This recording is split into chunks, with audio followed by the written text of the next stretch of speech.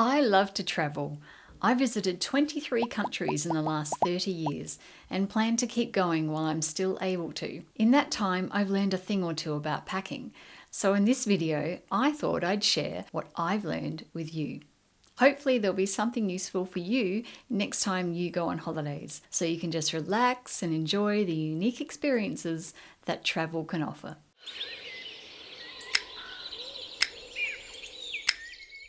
The very first time I travelled overseas was on my honeymoon in 1994. We went to my husband's homeland of the USA, and it was a very exciting trip for me. Being an inexperienced traveller, I packed way too much and ended up lugging a large, heavy suitcase halfway across the world. I learned my lesson, and since then I travel with nothing but a small carry-on case. I love the convenience and mobility of being able to hop on and off trains and planes without the stress of waiting for luggage or paying extra for it. I'm also getting a bit older and can't physically manage larger luggage items. In my opinion, packing light increases your enjoyment of travel, and it doesn't matter how long your trip is. I think you can do it with less. Here's how.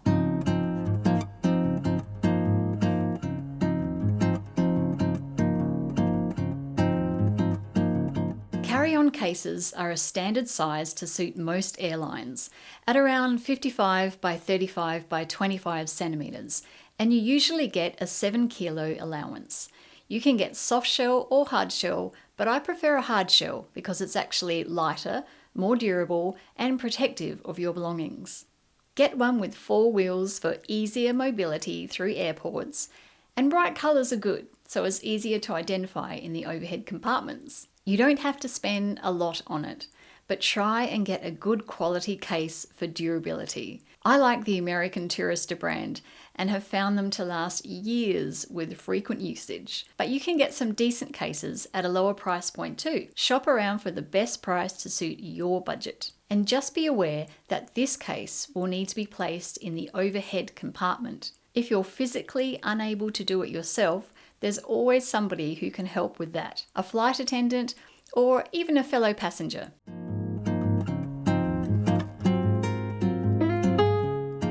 This is going to be your one personal item that you will store below the seat in front of you when you're on the plane. Here's what to look for when choosing a tote. Fully zippered compartments, especially the main compartment. This is to prevent your belongings spilling out when the tote is on the security conveyor belt or under the seat in front of you on the plane. Smaller compartments on the outside or inside of the bag for important items that you need to access often, such as your phone, passport, tickets, etc. A short handle and a long, preferably detachable handle. This way you can carry it by the top or sling it across your body if you need to. Even better than this, look for a tote that has a piece on the outside of the bag that will slip over your carry-on case handle. That way you don't have to carry the bag on your shoulder at all, and it can just hitch a free ride on your carry-on case through the airport.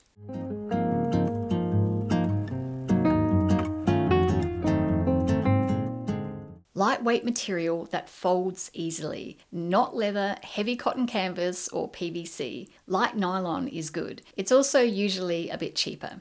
Not essential, but it's a great feature for the bag to have a zipper that expands the volume of the bag. This is handy if you want a place to store your jumper or jacket while you're on the plane.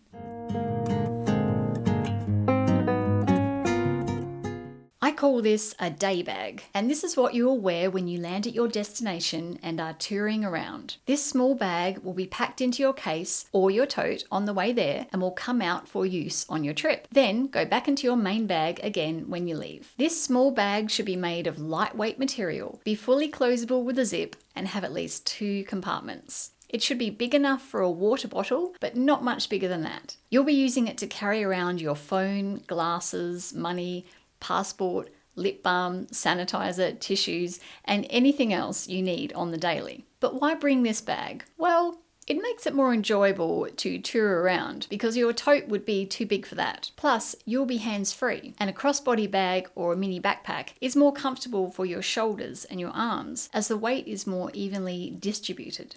A waist bag or bum bag if you're Australian, or fanny pack if you're American, could work too, because there'd be no strain on your shoulders or your back. But I understand that that's not the most fashionable option if that matters to you, and you can't really fit a water bottle in it anyway. Now, you could get away with not bringing a case and a tote and instead just have one of those large backpacks. Unfortunately, I can't because I have some back and shoulder issues that make it physically unwise to carry a backpack. But if you are able to, this would be a great way to go. I'd still bring the smaller day bag too, though.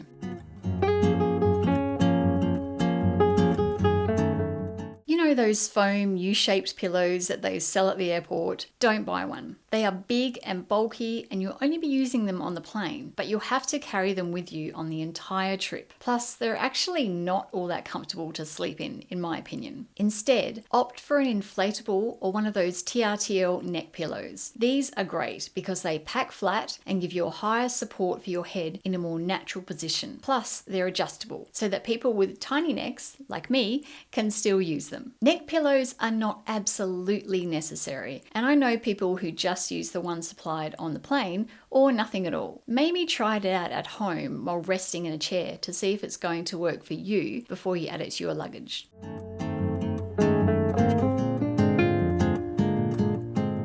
I started using these about 5 years ago and found them to be a real game changer. I use them in both my carry-on case and also in my tote bag. Believe it or not, they are a bit polarizing among travelers, with some people loving them and some hating them. But in my opinion, they are a must-have. There are 3 main types that I use, and I'll tell you my favorite at the end of the list.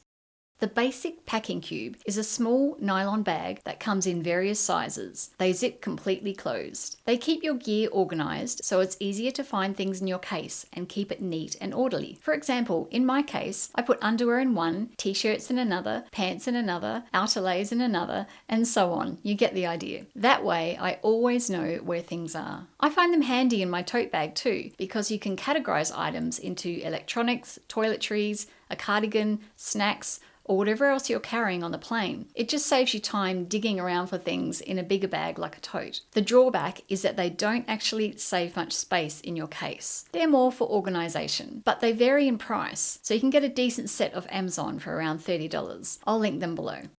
Okay, so these aren't technically cubes, but they do serve the same purpose. These are great for not only organizing your items, but saving huge amounts of space in your case. Vacuum bags are just plastic bags of varying sizes that you can remove the air from. You simply put your clothing in, seal the bag, and then roll it and apply pressure to expel the air. Once the air is removed, it can't come back in, and you have a very compressed bag to put in your case. I like them because they are the ultimate space saver, and I find them particularly useful to compress my more fluffy clothes, like tulle skirts or fluffy jumpers. You can get a lot of clothing into these bags, but beware of packing too much in, as although they are a space saver, they do still weigh the same, and you can easily go over the weight limit for the airline's carry-on restrictions. But I always carry at least one of these as a laundry bag. The best of both worlds. You can organize your belongings and save space at the same time. Compression cubes are just like the nylon cube, but they have 2 sets of zips. One to close the cube and another to reduce the size of the cube and compress your clothes. I like compression cubes because they are great for organization and also saving space, but not too much space so you aren't tempted to overpack. It will be easier to stay within your weight limit, and you have the convenience of a tidy case. See? The best of both worlds. You probably already guessed that these are my favorite right now, so I will leave a link in the description if you want to give these a go.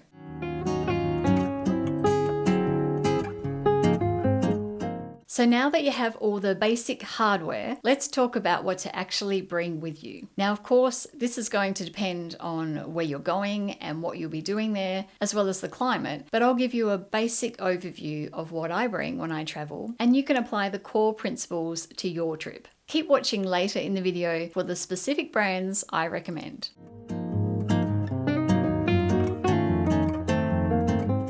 Now, I know this sounds pretty obvious, but comfort when you're traveling is paramount. This includes wearing your most comfortable shoes. For me, that's a pair of sneakers if it's a warmer climate, or hiking shoes if it's cold. I usually just wear them the entire trip, but sometimes I bring a pair of thongs or sandals if I'm going to be swimming. You might need a more formal dressy shoe too, depending on what you'll be doing. So if that's the case, try and choose a flat shoe that will pack flat too. But if it's at all possible, try not to bring extra shoes. They are one of the heaviest items and take up valuable space.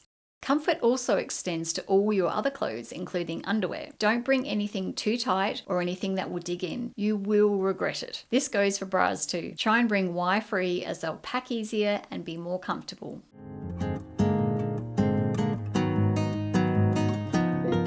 Choose clothes that you can wash easily, will dry quickly, and don't require ironing. Bring enough clothes for 3 or 4 days, then wash and repeat. 3 or 4 days should give you enough time to plan for a laundromat or washing machine in your accommodation. You could also wash clothes in your hotel bathroom if necessary, which is why quick drying garments are a good idea.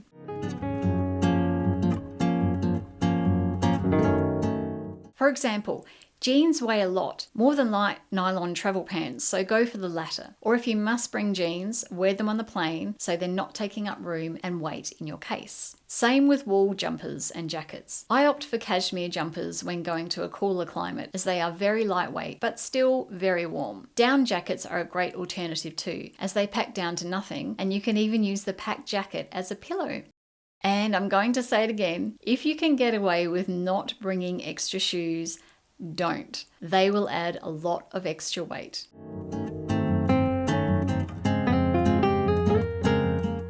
A capsule wardrobe doesn't have to be anything fancy. Just make sure that your bottoms go with every single top that you bring. I like to stick to neutrals like black, white, and grey for this reason, with maybe one colour that will go with all of them. Example, pink. Layering is also key. Bring items that you can easily wear as a base layer as well as by itself. Found any good tips so far? Make sure to like and hit that subscribe button. It's free and it really helps me. Now here's some specific brands of clothing that are my favourites for travel. They look good, are super comfy, and travel well. I'll link to them below in the description if you want to check them out for yourself. Jogger pants from Uniqlo in their Airism fabric. They're breathable, super comfy, wash easily, and dry quickly. Bamboo lounge pants from Booty. Super comfortable, like wearing pajamas, look stylish, don't crease, and are breathable. Skechers Go Walk OG pant. These are like athletic pants, but with a more stylish bootleg cut. They are stretchy, have handy phone pockets, lightweight, breathable, and look dressier than jeans.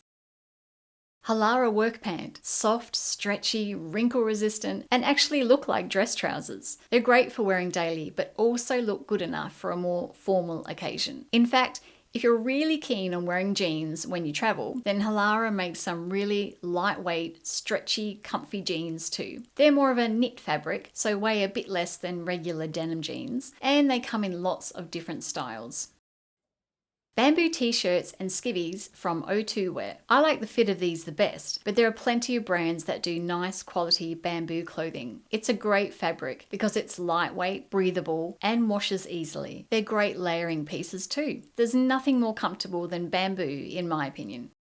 Lipstick underwear from Pear. These are super silky, lightweight undies that are antibacterial and super quick to wash. Many a time I've washed these in a hotel sink and dried them with a hairdryer in just minutes. Plus, they pack down into a tiny little lipstick-sized case. They literally disappear. They are super stretchy and fit a range of sizes from extra small to 2XL. Honestly, you don't feel like you're wearing underwear. I love these so much. In fact, I wear them most of the time now, even when I'm not traveling.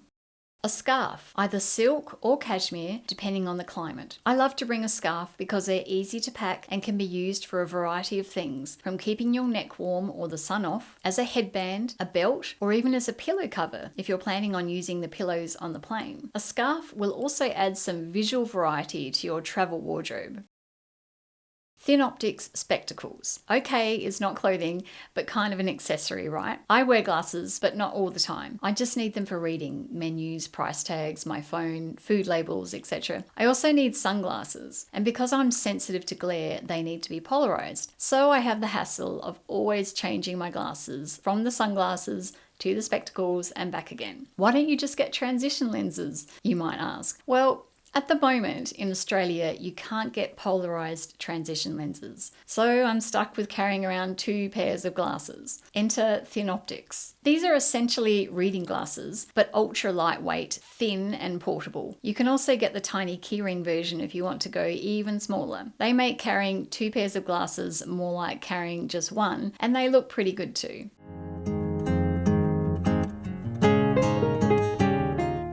So those are my suggestions for travel clothing, but what about the other stuff you might need? Well, check out these tips.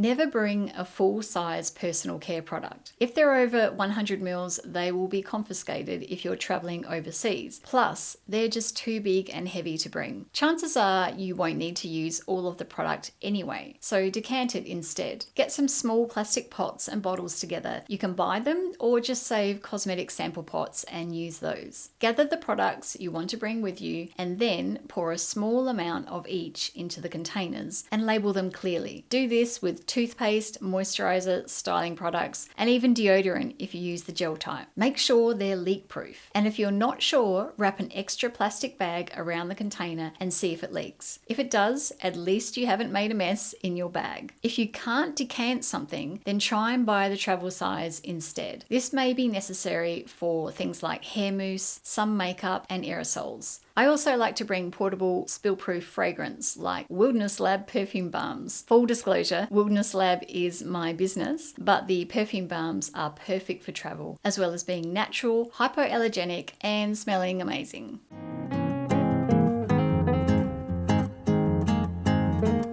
When I travel, I always bring a silk pillowcase with me. I just prefer the feel of it, and it makes my curly, wavy hair less tangly in the morning. Plus, silk is really tiny to pack, and it's a bit of luxury that doesn't cost any room or weight. And sometimes I like to bring a portable diffuser attachment. It's not absolutely necessary, but I don't like the huge frizz I get from a normal hairdryer, and you almost never find a diffuser attachment in any hotels. Again, I don't always bring this, but if I have a bit of room, I'll throw it in at the end.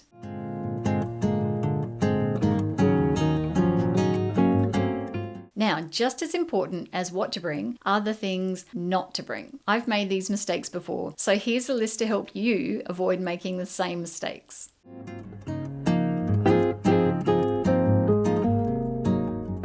If you will be staying in hotels or bed and breakfasts, it's probably not necessary to bring the following: a hairdryer, shampoo and conditioner, body wash or soap, and towels. They will have those items already there in your room. If you usually wear pajamas, don't bring them. One of your t-shirts can double up as a sleep tee, or if it's a colder climate, your thermal base layers will do nicely as pajamas.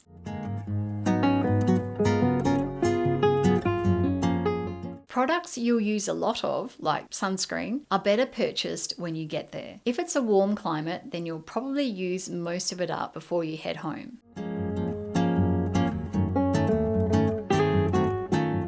Don't bring books. They are heavy and bulky and you just don't need to. Instead, invest in a Kindle or similar and download all of your favorite books onto that. It's much lighter and easier to read on a dark plane. Plus, if you do bring an actual book, once you've read the book, you're stuck with carting it around for the rest of your trip.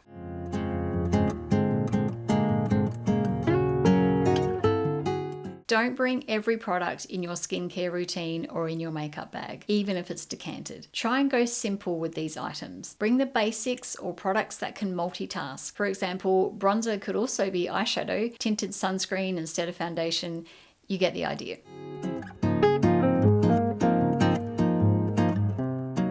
Finally, leave your expensive jewelry at home. It's just not worth the potential theft. You can get some great simulated pieces these days, so if you love to wear jewelry, then bring those instead.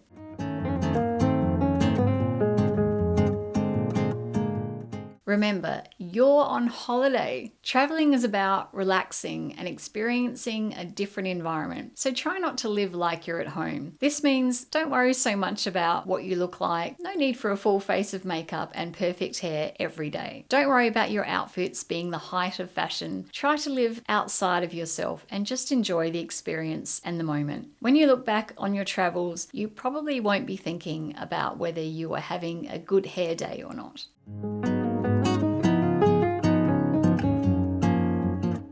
Don't fill your case or bag until it's full. Always leave room in case you want to bring something back with you. In fact, once you're fully packed, see if you can take something out and leave it home.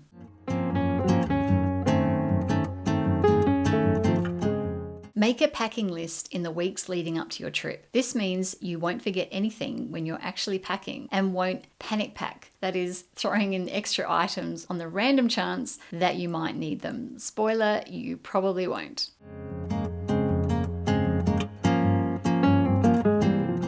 If you take medication, don't forget to pack it. Most things you forget can be purchased when you get there, but medication will be a little more difficult to obtain, and you will need to take valuable time and expense out of your holiday to see a doctor to get another prescription.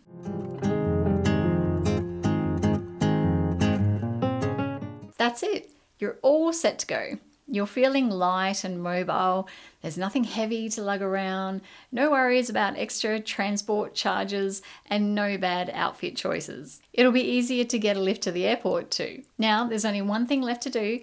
Get out there and enjoy your trip. And don't forget your passport.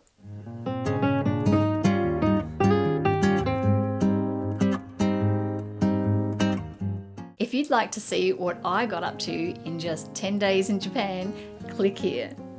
And if you got some good tips from this video, please hit that like button, and I would love it if you could subscribe to see more of my videos. Thanks for watching, and I'll see you in the next video.